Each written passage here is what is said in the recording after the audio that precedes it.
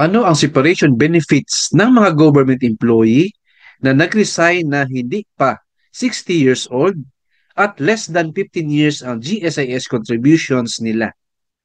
Answer, if the member has been in the service for at least 3 years but less than 15 years and below 60 years of age, may ma-receive po siya na separation benefit. Cash payment po ang tawag and equivalent to 100% of average monthly compensation.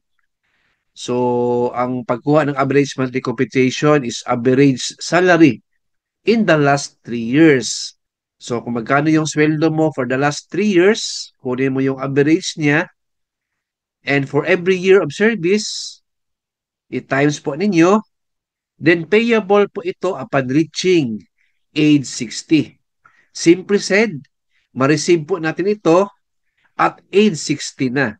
May example po tayo. So assuming 45,000 yung average monthly compensation ninyo. So na-compute na po ninyo ang average monthly compensation, no?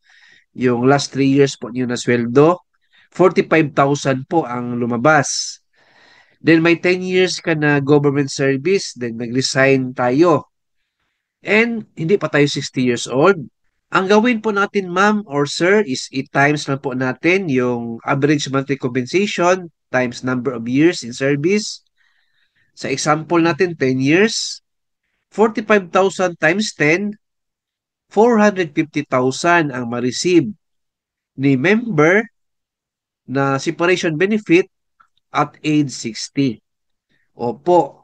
So wala siyang pension benefit kasi hindi siya umabot ng 15 years in service. Kasi yan po ang requirement sa pension benefits. 10 years lang po ang na-contribute niya.